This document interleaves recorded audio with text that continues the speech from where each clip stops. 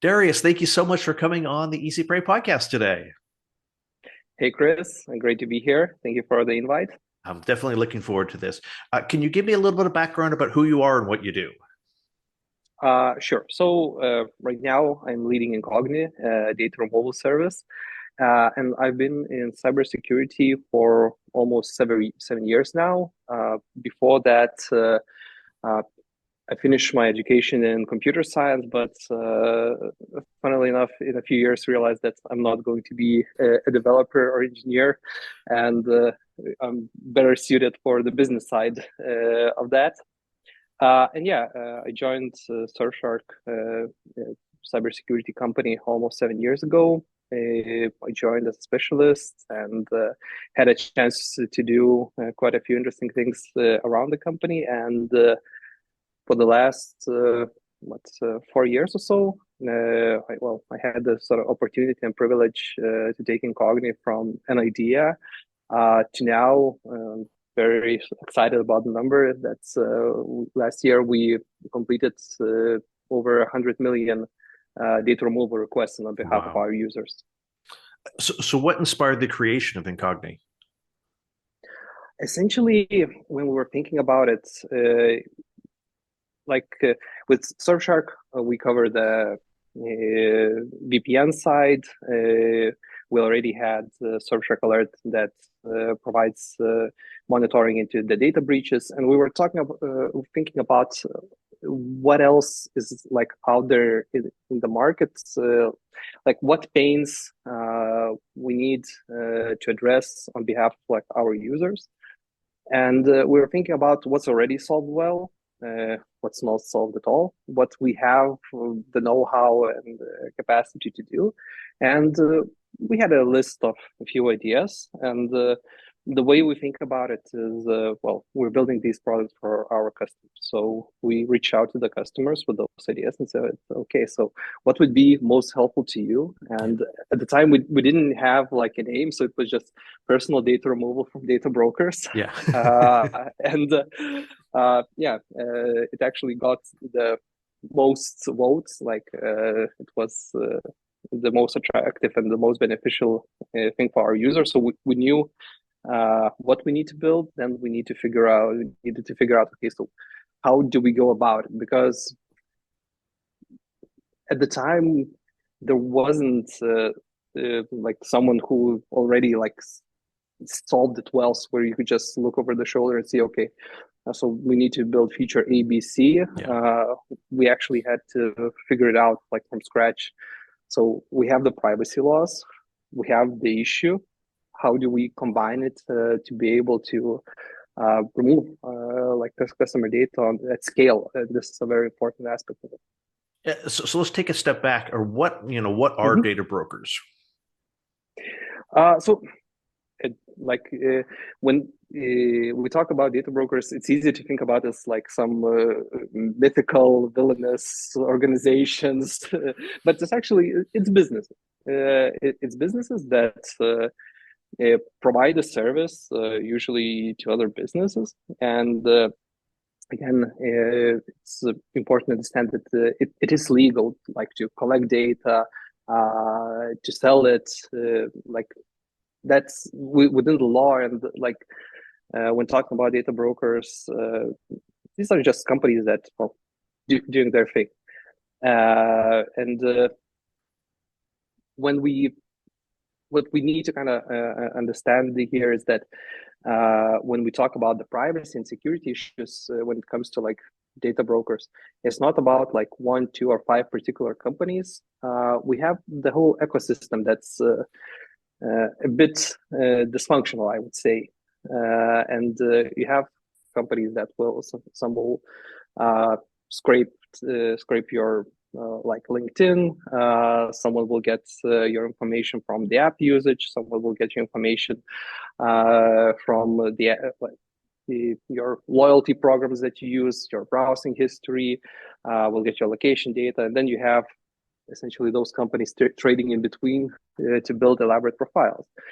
Uh, there are issues with that, but I think the very scary part is that first, we're talking about literally hundreds of millions, sometimes even tens of billions data points in one place. And that's essentially just putting a big target on your Yeah. back and say, just come at me. So we did a research a few years ago, and a lot of the data brokers, even the big ones, they get breached like multiple times. And again, I think it's just the reality of cybersecurity that if you're a target, it's more of a matter of time than anything else. And yeah, the other part that's very scary is that there's a lot of like lack of transparency Mm-hmm. that you don't know at the end of the day who gets access to that data. It might be someone who wants to send you like a promotional email or promotional like pamphlet, but at the same time, it can be someone who's coding like an automated bot to call you with some scam. So Yeah. that's a big part of the problem. How many data brokers are you aware of? I think like based on how we calculate, we're talking about a few thousand, Mm-hmm. but from the way we approach it, a lot of them are not relevant to what we do because the way we approach data removal is we're going to data brokers that have personal information, like personal identifiable information. Yeah. So, for example, if let's say a tech company, they have the browser ID and some associated list of like websites you visit or stuff like that. This is not something that we can target Yeah. like specifically. So we're more into the organizations that have personal identifiable information. In that case, we're talking about several hundred, I would say, something like that. And again, I think Pareto principle applies here very much, is that in many cases you have a few dozen companies that are kind of feeding the smaller ones. Gotcha. And how off like are they just constantly refreshing their data? So if you put in a removal, yeah, it disappears today, but it comes back Mhm. tomorrow because they've got a new data set that they imported? That happens. Well, not to that extreme, but from our experience, we encountered again a few dozen companies that do have suppression lists. So they would leave a small bit of information not to re-add you again. Mm-hmm. So with those companies, you're kind of remove it and forget it. But yeah, oftentimes you have companies that will re-add your information every few months. And again, it varies from company to company. It varies on the usage, what we're doing online and how they collect the data. Mm-hmm. When it comes to people finder sites, I think we're talking about roughly 2 months in many cases. Uh, from a perspective of data breaches, because we were talking about that earlier, does actually having them remove your data from what they sell and trade, Yeah. does that actually get you out of what might be breached? Because if they have to retain the information to know not to share it, then they're kind of still retaining the information. It's still kind of within Uh, their system. so some of it, and again, we're talking about minority of data Mm-hmm. brokers that have those suppression lists. But yeah, an example like national public data breach back in autumn, like that was a big one and a Yeah. very impactful one because it also included social security numbers, among other things. So in that case, yeah, the best way not to get affected is just essentially not to be in that list and to not be on that list. Well, sometime in the past, you needed to figure out, okay, I need to remove that information.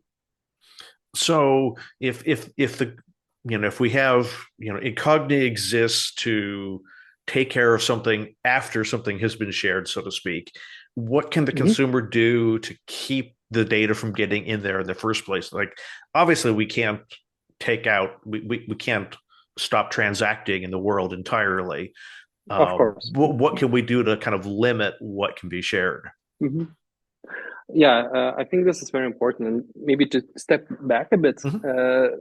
the way we look at it is essentially we're dealing with three stages. So one is the prevention. So this is what you mentioned right now. Then essentially dealing with the consequence, like uh, not exactly dealing with the consequences, but something that we can still do before something bad happens. So Yeah. this is the removal part. And then it's the cleanup. So at the very least, having using a tool that monitors dark web, like at least you can get an insight if your data has been leaked. Mm-hmm. But yeah, then it's essentially just dealing with the consequences.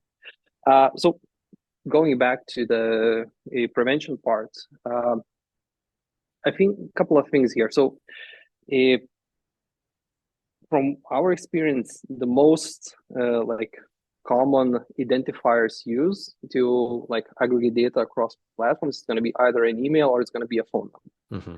So in that case, and something I do in my own life is like, if there's an element where we need a registration, where we need to leave an email address, or even more so on the phone number, uh, I don't know. I just ask myself, like, do I really want to do this? Do I really need it? I Yeah. think that's very important. And if it's, I don't know, a 5% coupon for something, probably just don't do it.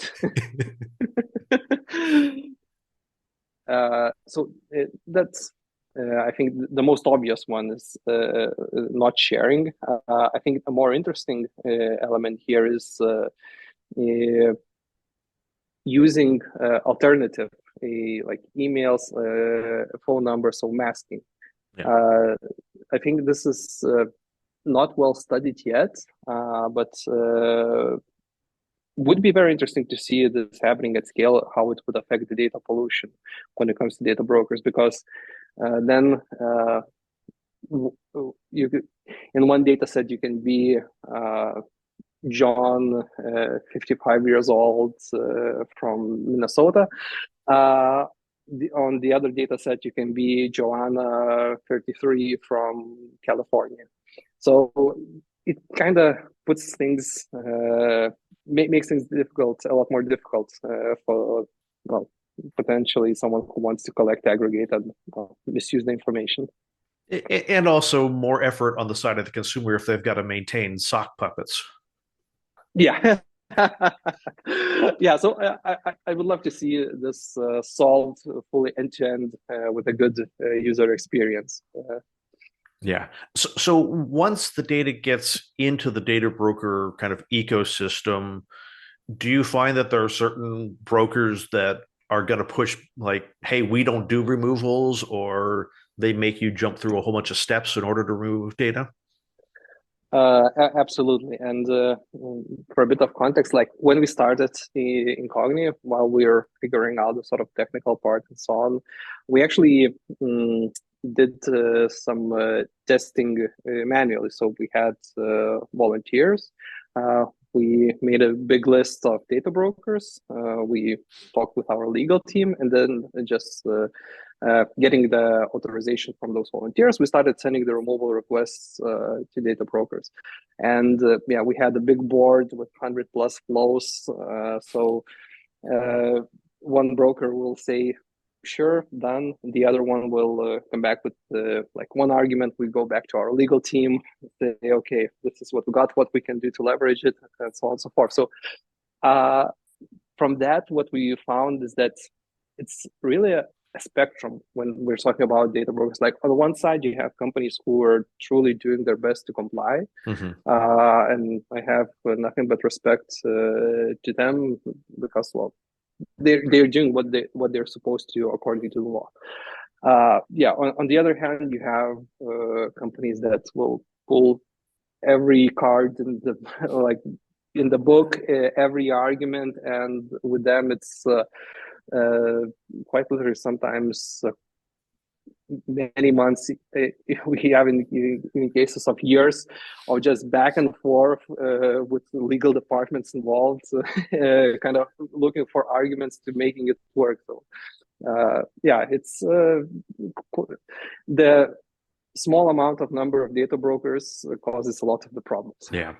I imagine it's quite similar to there was a time in my history when every time you bought something there was a mail-in rebate. That way they could Yeah. advertise it at it's $49 after rebate, but you got to pay $100 to get it. And then in order to be eligible for the rebate, you have to cut off a piece of the Oh, box. You have to mail it to this PO box within this date range, and it's got to be on a you have to use blue ink on the paperwork. uh,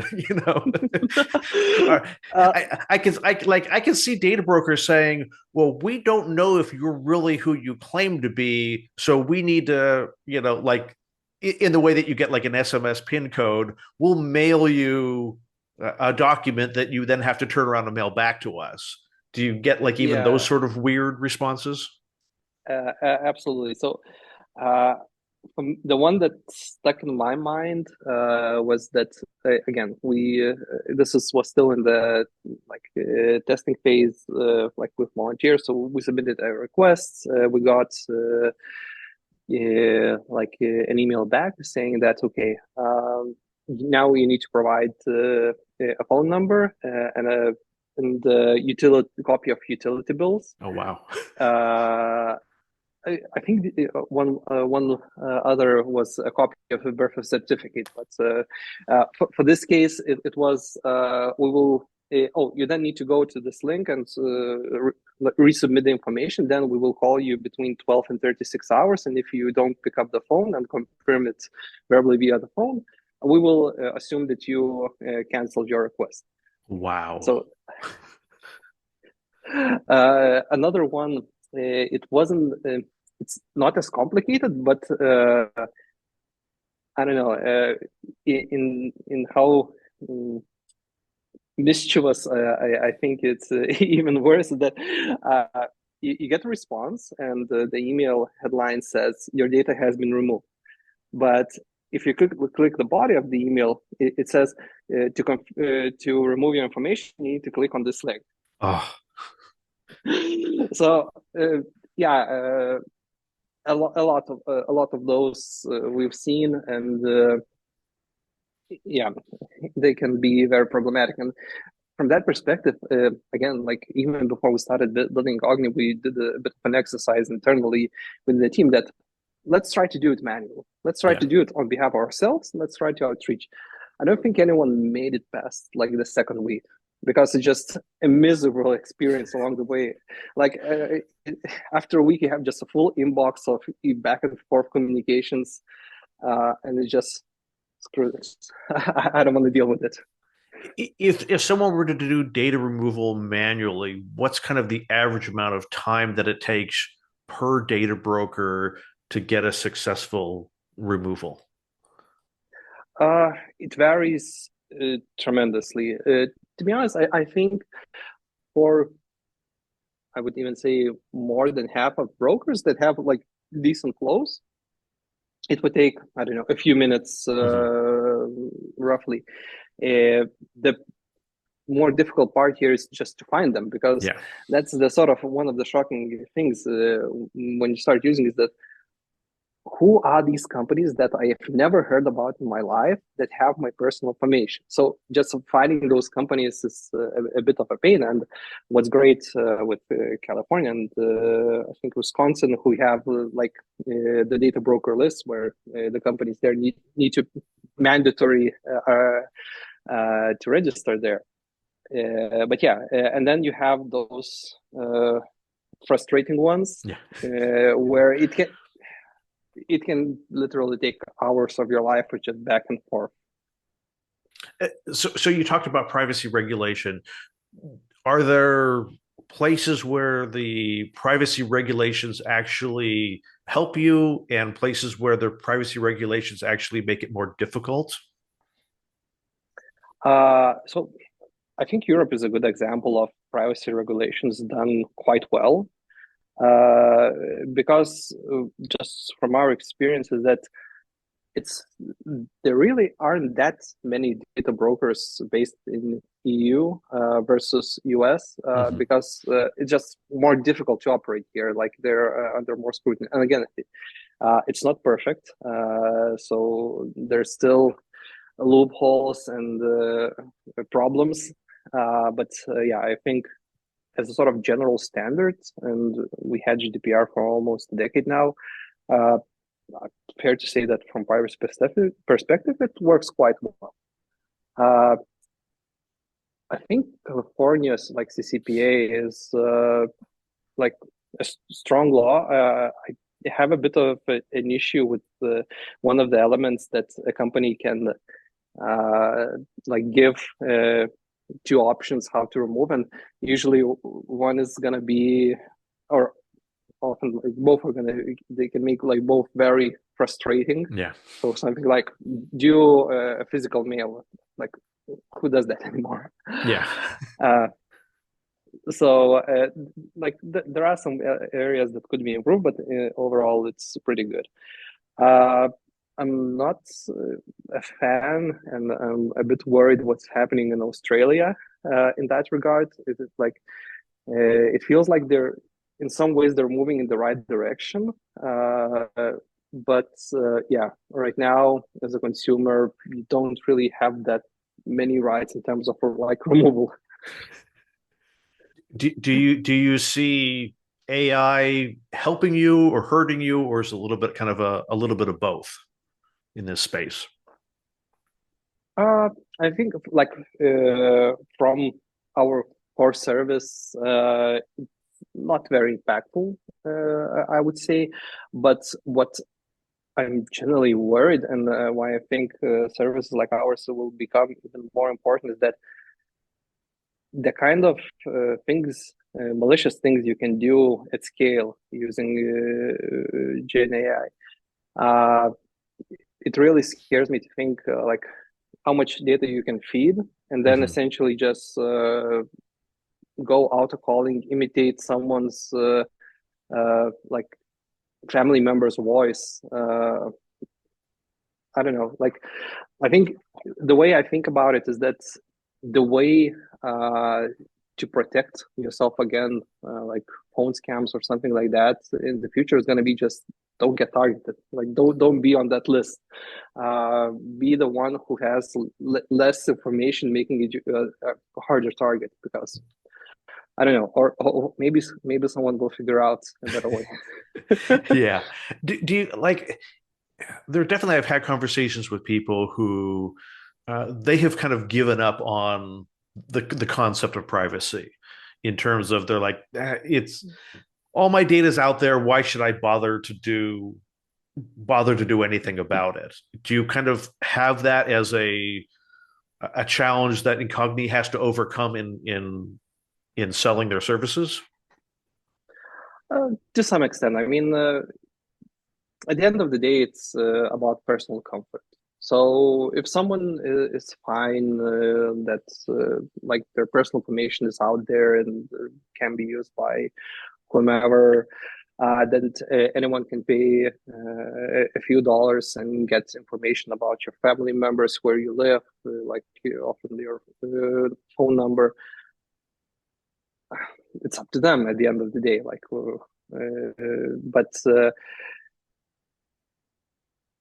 I think the part. Mm, sorry, lost a bit of the train of thought. It's okay.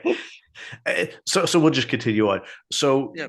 where do you kind of see data brokering and privacy going over the next few years? Do you see more data brokers coming into business? Do you think it's going to be massive consolidation and just down to a few players that play well, or is it going to be a bunch of people kind of playing in the shadows? I think a lot will depend on how the privacy laws will develop over the following years. Like, admittedly, the last 5 years or so has been like pretty great from in that regard. Like every year, we have new states coming in with their own privacy laws. The federal law didn't like. We still cannot get Yeah. really up to the start line, but again, there's arguments to be made that maybe that's okay, and maybe it's even like it's better to have state level laws that are actually strict versus watered down federal law. Hmm. So there are some arguments there. So I think like the direction we've been going on was very promising. So if we continue on this, yeah, I would foresee that it will become more expensive and more difficult for the smaller data brokers to operate. So that would kind of lead to consolidation at the end of, but well, nothing is a given. Yeah. And if the sort of trend would change, then again, with AI developments, we could see very weird things Yeah. coming out, and uh, would be very interesting to see how data collection and the whole concept of personal information will change in the next few years. Yeah. It's I think, 20 or 30 years ago, we never would have thought of people posting every detail about their life online for everybody to see. Yeah. And maybe there's a little bit of a backlash to that now that people are starting to I don't want my life detailed online for forever. I want to have some anonymity, some privacy. I don't want everyone to know everything about my life.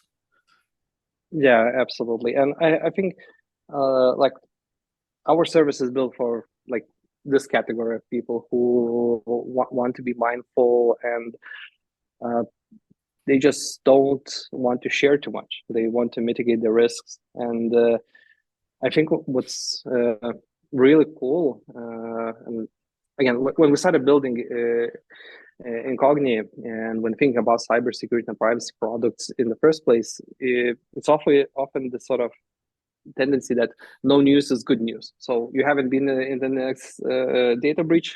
Yeah. Well, it's working well. You did something right.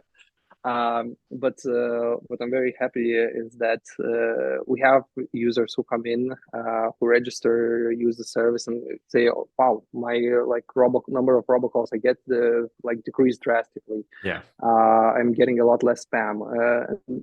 The, our goal from that perspective was always like get so good at targeting the data removals so that people actually feel the benefit in their like day-to-day life.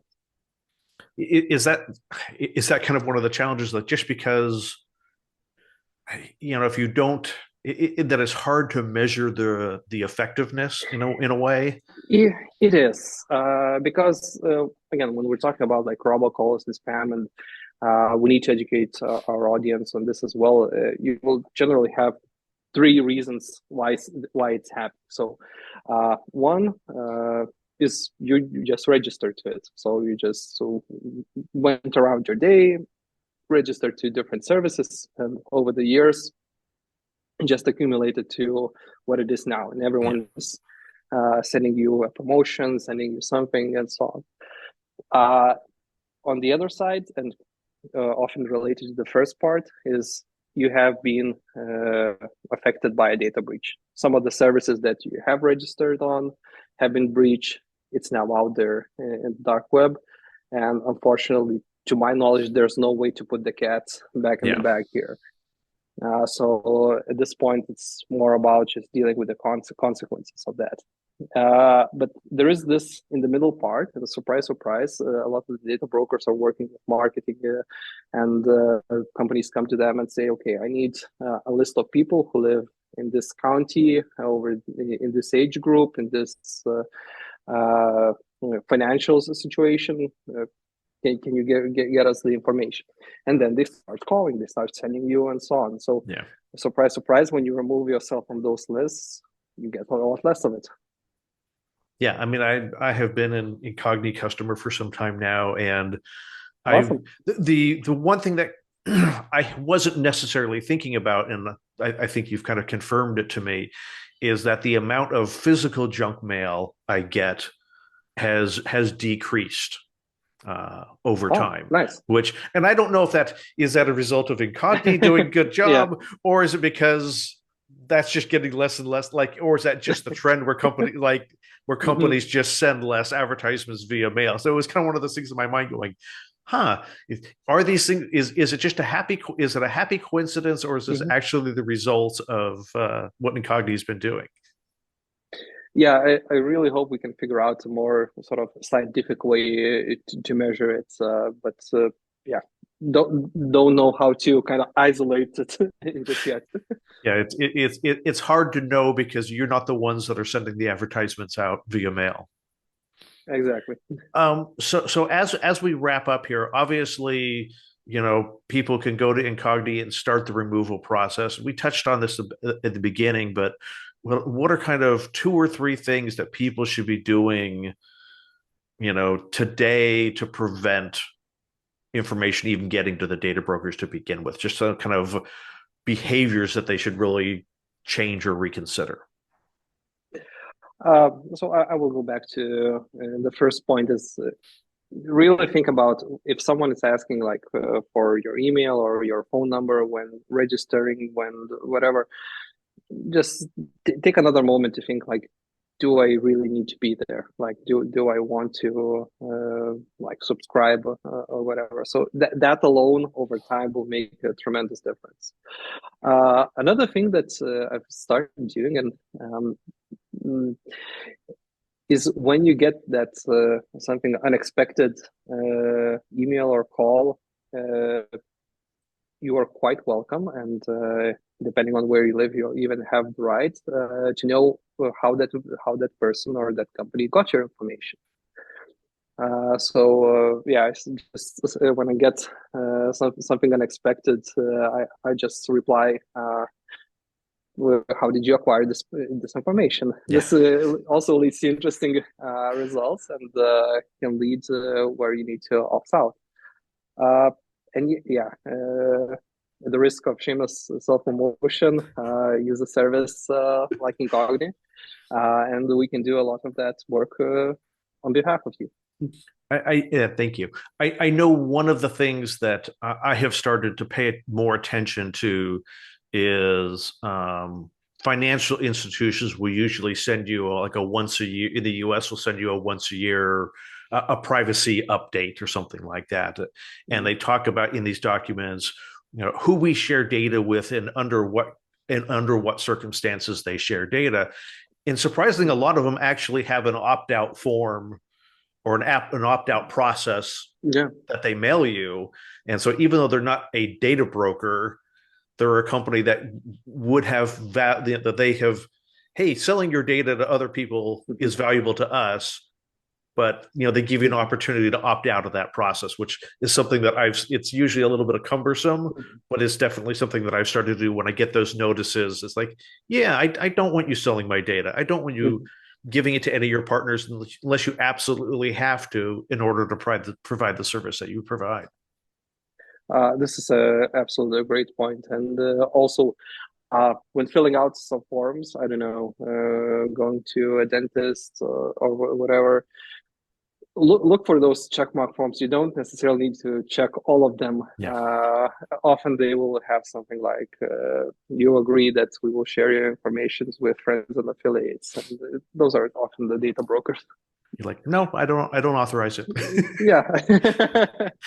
And I've also had some interesting interactions with some. I'll try to be vague here with some organizations that when I ask the person at the front desk, well, what do I have to fill out in order to get the service, and what do I not have to fill out? And sometimes they're like, oh, we just need your name and address so we can send you a bill. And I'm like, okay, you don't need these other 15 fields that they're just generically on the paperwork. Yeah, this is great. And then of course some of them are like, no, we need absolutely everything. So again, where can people find Incogni online?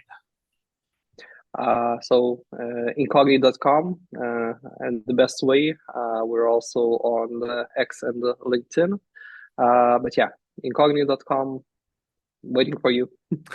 And any new plans or features that you're planning on rolling out in the near future that you can talk about? Yes, we have some cool things in the work. So something that's about to launch very soon is data removal scanner, as we call it. So essentially, uh, we'll be doing a very similar like free tool as it is in dark web monitoring, but in this case, we're talking about the people finder side. So you can enter your name and I think city, and then we will send you a report where we found your information on people finder sites. That's So cool. yeah, and that's for free. So this is going live very soon. And another cool thing we're working on is custom removal. So essentially, even if you found your information on a site that's not a data broker, you submit the link for us, and we will do our best to make it go away. That's really cool. Darius, thank you so much for coming on the Easy Pray podcast. Ah, thank you so much for having me.